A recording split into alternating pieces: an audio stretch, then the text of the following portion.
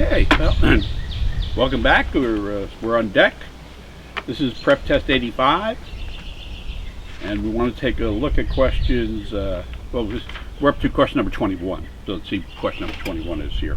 The economist's conclusion follows logically if which one of the following is assumed. Okay? Sufficient assumption. Economist. Currently, the interest rates that banks pay to borrow are higher than the interest rates that they can receive for loans to large financially strong companies. So we're informed here that the bank's borrowing rate is higher than the rate it can charge a financially strong company, large financially strong company. Okay. Next sentence. Banks will currently not lend to companies that are not financially strong, and total lending by banks to small and medium-sized companies is less than it was 5 years ago. So it sounds kind of a bleak picture for a bank. Okay. Here comes the conclusion. So total bank lending to companies is less than it was 5 years ago. Well, this actually is pretty straightforward. I mean, it doesn't make sense. So that's why you may well get this wrong, because you're fighting it. You're fighting the argument. You're bringing in your own real life stuff, and you just don't.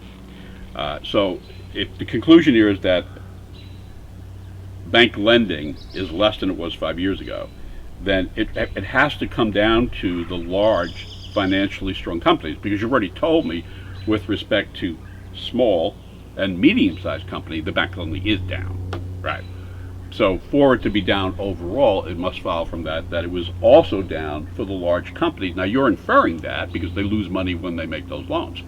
But to complete this argument, you have to establish not that it's an inference, but that's fact. So you have to establish that bank lending to the large corporations is also down. Okay, and A. A says banks will not lend money at interest rates that are lower than the interest rates they pay to borrow, and that would explain it. That if A is true, that banks will not lend money at interest rates lower than the interest rates they pay, lower than the interest rates they pay. That's really directing itself to the large corporations and saying, yeah, if you make the assumption that the banks are not going to behave in cannibalistic behavior, right, and make loans that they're losing money on. Once you make that assumption, this conclusion follows. So A is the answer, and I'd be gone. But it's counterintuitive, and you want to fight it. And have I mentioned nobody cares what you think? Right? That's the way it is. B. Most small and medium-sized companies were financially stronger 5 years ago than they are now. Okay, that's nice. 5 years ago, some banks would lend to companies that were not financially strong. That goes contrary to the argument, I suppose. D, the interest rates that banks currently pay to borrow are higher than the interest they paid 5 years ago. It's not about that. It's about their cost of capital and what they get back from borrowers in terms of interest rates, not what the actual rate is. And E, the interest rate that small and medium-sized companies pay to borrow are higher than those paid by large financially strong companies. It doesn't matter because you've already been told that there's not much lending there anyway. So the answer to 21 is A, and I stress again the necessity, if not necessity, desirability of forming the answer in your mind before you go fishing in the pond. It's like, every time you got 5 ponds and you go fishing in each of the 5 ponds, you're going to run out of time. Fish in the pond that's got the fish. That's the answer. 22. The counselor's statements are true. If the counselor's statements are true, which one of the following must be false? So now I'm looking for a statement that must be false. Okay. Again, let me try to get it in my mind. Coming out of this, what's got to be false? First statement, to be kind to someone, one must want that person to prosper.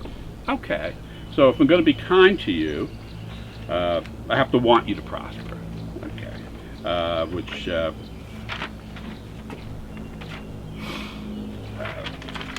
have that there for So let me just break it down and say, to be kind, I have to want you to prosper. So if I don't want you to prosper, I can't be kind. Okay. Yet even two people who dislike each other may nevertheless treat each other with respect. So now this is kind of off where we were. We started with, you know, I can't, you know, to be kind, I gotta want you to prosper.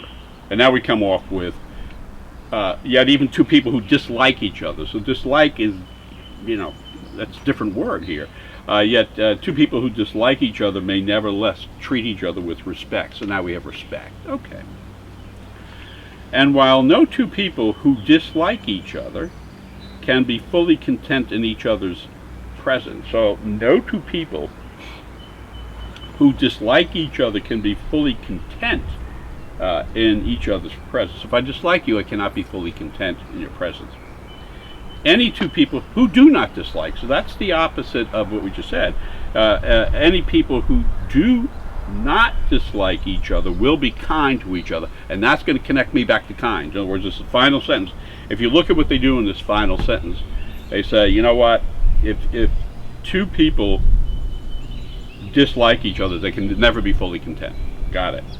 But then they go on to say, but two people who do not dislike, so it's binary. You either like or you dislike. I mean, you either dislike somebody or you don't, right? So then everybody else, those who do not dislike each other, right? If I don't dislike you, I'll be kind to you, which takes me back to the first sentence, which is to be kind to someone, I must want that person to prosper. So here they're connecting this to, if you're fully content, then you got to want somebody to prosper. You're just kind of connecting that last sentence for the first sentence. So that's what I'm looking for. A says, some people who like each other are not fully content in each other's presence. Some people who like each other are not fully content. I don't see why that would have to be false. B, some people who are fully content in each other's presence do not want each other to prosper. That is the answer. So again, you go down to this bottom line, right? And it says, those who do not dislike each other will be kind. And to be kind, I've got to want you to prosper. And again, it goes in that context of that last sentence. While no two people who dislike each other can be fully content, right? So you cannot be fully content if you dislike each other. And B saying, some people who are fully content, which means I don't dislike you. Some people who are fully content in each other's presence do not want each other, do not treat each other with respect, and that's the answer. And I don't think you're supposed to get question number 22 right. I don't know that I did all that great a job of explaining it. This is what you stay away from, insofar that you can recognize that some of this stuff is reasonably deep. So I'm on B. C, some people who treat each other with respect are not fully content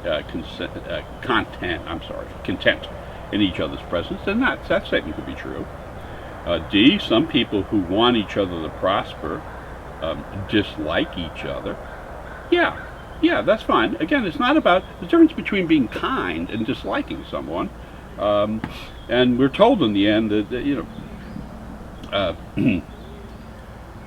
that those who dislike each other, while they cannot be fully content, right, they may nevertheless treat each other with respect. And E, some people who are kind to each other do not treat each other with respect. And that could be true. It's not, so 22 says, my sense is 22 has a very, very, very high fail rate. So the answer to 22 is B.